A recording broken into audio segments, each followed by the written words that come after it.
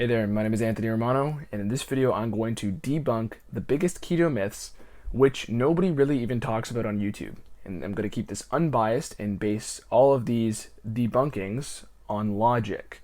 Okay, so instead of throwing out a random study at you all the time, which you can go to my other videos if you want that, I'm going to just paint a picture here based on logic and a narrative.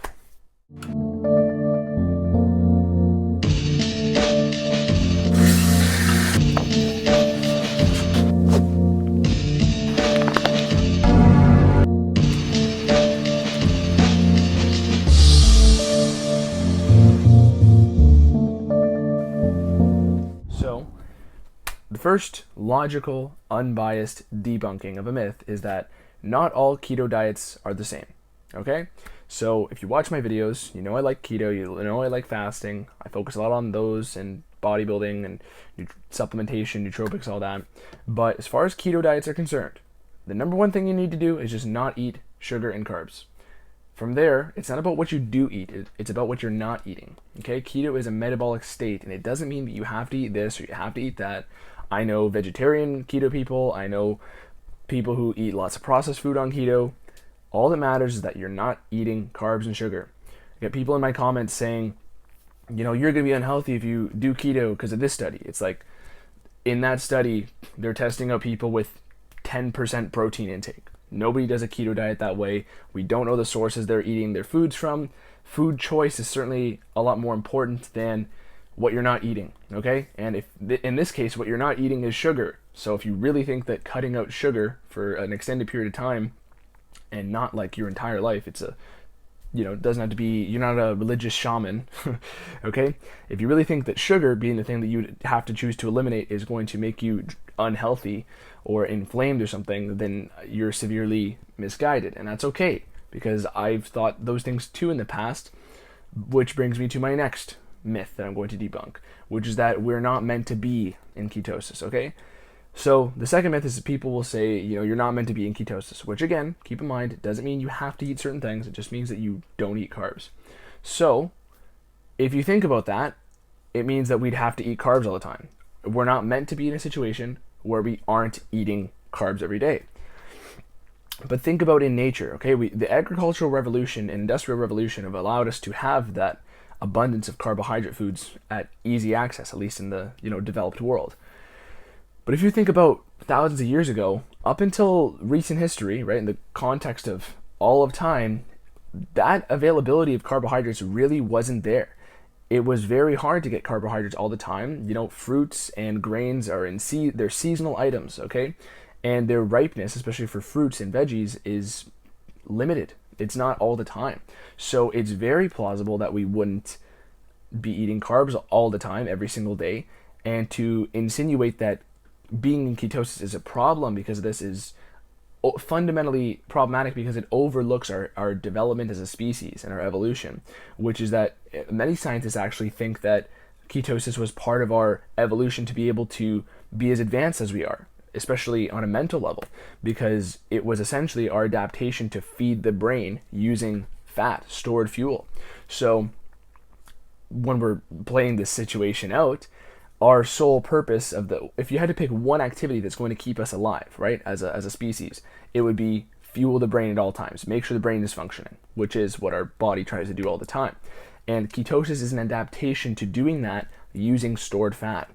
And, you know, especially when you consider the fact that carbs definitely wouldn't be, it'd be very hard for carbs to be available every single day, then it becomes a lot more plausible. So the next myth is going to be that it's starvation mode, okay?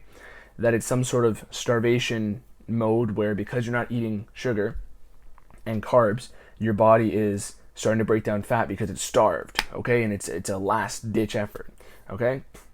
Essentially, when you think about the scenario I just described where carbs probably wouldn't be available every day, then it makes a lot of sense that this is not starvation because it's not something you would be having every day. It seems much more like a baseline, okay?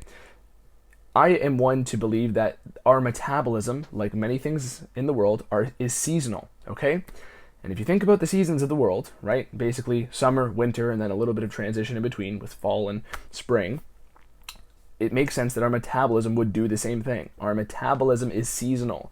No carbohydrates grow in the winter. And unless you're from a area where there's more tropical setting, all this, carbohydrates really wouldn't be available for half of the year, which would make sense that your metabolism makes a change, and half the year it runs on one fuel, the other half of the year it doesn't. And it runs on another fuel instead, being fat and then carbohydrate metabolism. But realistically, the availability of carbohydrates in nature, I don't even know if it would allow us to get to the point of full carbohydrate metabolism like we have today, because essentially most carbohydrates enter and then get used up, okay? So is it starvation mode? I would say absolutely not, because of this. It's preservation mode. It's simply a better accessing of stored fuel. If you think about what starvation actually means, it means that you're starving for nutrients, you're starving for energy, you don't have any, okay? You're in this state of scarcity and you don't have any abundance, okay? If you think about ketosis, if you've ever done it or know anybody who's done it, they're eating less food, yet they're functioning a little bit better. They have more energy, better appetite suppression, yet they're not eating this fuel source of carbohydrate. And in some cases, they're fasting outright, because that is actually what happens when you don't eat food altogether and fast. You go into a deeper state of ketosis, which further implies a state of preservation. So when people are in this keto state, it's almost like they're in a state of abundance. They have this great access to all this fuel, right? There's so much, and they aren't suffering from hunger or lack of energy or fatigue. Meanwhile, when you're having lots of carbohydrates, that's not saying there's anything wrong with having, carbohydrates. I'm just saying anything in a gluttonous amount is a problem. So a lot of people, when they're overweight or whatever, they're always hungry. When people are overweight, when they have a lot of fat on their body, they seem to be more hungry. And this is often referred to as internal starvation. So it makes more sense that starvation actually means when you're eating stuff, yet you're still hungry. You're still hungry because the stuff you're eating isn't actually nourishing you in a way that your body desires. Carbohydrates are a quick luxury energy source. That's what they are in nature. And having them all the time doesn't really do much else for your body besides give you more of that extra energy. So again, I'm not going to moralize how much carb you should have or not have, right? There's nothing bad if you want to have higher carbs in your diet. That's totally fine. I'm just saying that there's nothing wrong with cutting them out if you choose to. And think about it. I don't believe I paused or stuttered or anything during this entire video. I've been fasted for a while. I always eat ketogenic and strategically will throw in carbs here and there, especially because I'm not chasing any more weight loss at the moment. I'm just keeping a baseline. If I want to eat carbs one day, I eat carbs. If I don't, I won't. And I feel pretty good, and my mental function is pretty good. I feel pretty good despite being in this starvation state. It's not a starvation state. It's simply a better access to stored fuel and the ability to use that stored fuel for your brain and your body. Of course, these adaptations don't happen right away in modern day humans because we're all used to carbohydrate metabolism and your body needs time to adapt. So let's see the next point here. So that was the starvation preservation mode argument, okay? And it's, again, these are based on logical premises. These are not, you're never going to have a study that answers a why. Studies will always show you a how, but that method of the how that they're showing is based on the question that was asked. So there's not a lot of questions that are asked on too many keto adaptation studies. We're seeing more of those nowadays. And if you want to watch more content on that, I have videos on them on my page. But this is a theoretical video, okay? This video is based on things that you could logically think about and answer by just spending a couple minutes thinking. So our metabolism is probably seasonal, just like the seasons of the weather of the world and many other things. Even if you study economics, there's, recessions and peaks and troughs, and there's many things are seasonal. Many things are sine waves, up and down, right? That's how a lot of things work, right? A season for reaping, a season for sowing, right? A season for building up energy for the harsh winter, and a season for tapping into that and using it despite a scarce amount of resources available. Because again, those luxury energy sources, which are what carbs are, they're a luxury energy source, which is also why our body doesn't store them as much. And this is the next myth that I'm debunking, which is, if we're not meant to be in ketosis, then why is it that our body stores dramatically more fat than it stores carbohydrate? So for carbohydrates, it stores basically under 2,000 calories worth of carbs in your liver. And that's basically all that you can store carbohydrate-wise. Meanwhile, when you look at fat that we're able to store, we're able to store seemingly endless amounts of fat.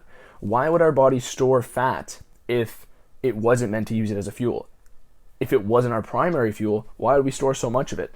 Think about it. If you're gonna, prepare for a famine or something, you're gonna take your most valuable things with you. So why would our body store fat if it doesn't intend to use it, right? It's not just gonna do something for no reason.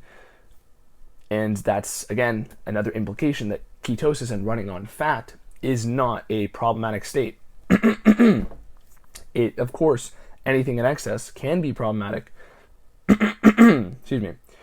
Anything in excess can be problematic, but for sake of argument here, cutting out sugar and cutting out carbohydrates is not going to be as much of a problem as dramatically overdoing it. Okay, maybe doing things improperly for a long amount of time can be problematic with anything. But of course, if somebody wants to eat moderate amount of carbs, they're probably going to be healthy. If someone wants to eat excessive amounts of carbs, they're pushing it, or excessive amounts of anything.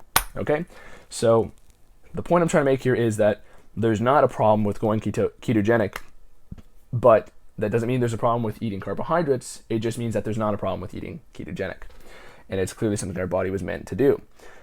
So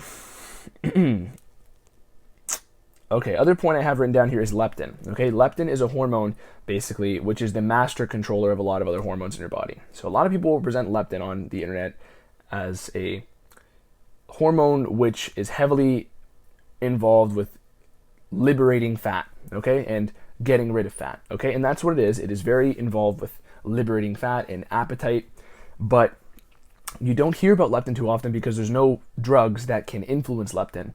If there was, holy, there would be a lot of basically people getting in fit shape all the time, because leptin is so powerful that it influences so many other hormones that affect hunger, like insulin.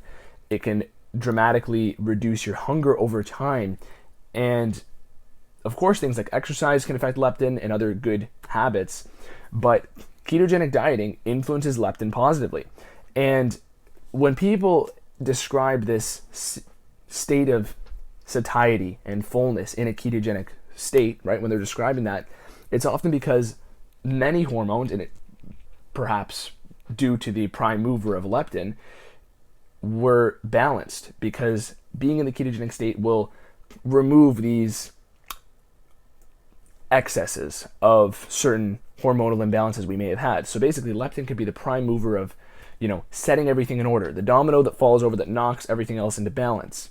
And the reason they're full and they have this energy is because leptin started the chain reaction of all the homeostatic mechanisms in your body. Basically, it would start all the balancing acts in your body, okay? And the reason people feel these ways is because rather than weighing out every single piece of food and trying to measure and micromanage everything you eat on a macro-based diet or something, which I've done in the past, and hey, if you like them, go for it. But you should just try out this keto thing, see how you feel, because the feelings that people describe are the internal balancing acts of your body's natural state of trying to tap into stored energy. So basically, it does all the work for you, rather than trying to, I could make a piece of paper out of, thinly slicing trees and trying to produce paper. But wouldn't you rather just go to Staples and just buy it? You can make things with more effort and get results equally as good by doing a macro-based diet or some other diet like that. If you like it, that's fine. But the point here is just that keto allows you to tap into leptin and all these other homeostatic mechanisms, which will make the entire process automated, okay? It makes the whole process as if the same as breathing, okay? The same way that you can control your breathing all the time. But wouldn't it just be easier to just focus on other things and just let the whole thing work on its own? That's the whole gist of ketosis. So I feel this video has been unbiased. Let me know your thoughts. If there's anything you feel I missed, I always try to question things and simply put out things in the most logical way possible and make them based on reality, because I can't say, one thing is correct or not, but I can say, hey, there seem to be no carbohydrates available in winter in nature. So how could we not be in ketosis for that time, right? Of course, there could be some people who don't do that. So, hey, maybe they're an exception. Maybe their bodies aren't as good at it, right? But it clearly wouldn't be, it doesn't seem to imply that it would be a problematic state to be in if we're in it half of the year. So those are the types of logical premises I'm trying to throw out at people here. So it's not starvation mode, it's preservation mode. Not all keto diets are the same, okay? It can influence leptin and start a lot of balancing acts in your body that automize fat loss and mental function. You can also cycle keto. You don't have to do it all the time. You can just simply use it as a baseline, right? Many people do this, and it's better to be in a state where you're not fully addicted to carbohydrates and sugar and then be able to have them when you like. But some people are already in that state despite never doing keto. So that's fine. And yeah, so that should be it for all of this. Hopefully I've put out some interesting thoughts for you. I encourage you to leave me some interesting thoughts in the comments. I really would like to make sure that I'm approaching this in the most appropriate way, and I believe I am. But always open to comments and other people's thoughts. Thank you. Go to my website, romanoketo.com, and I'll make other videos on keto myths. This one is more about the idea of, is keto acceptable, right? So yeah, that's it. Peace.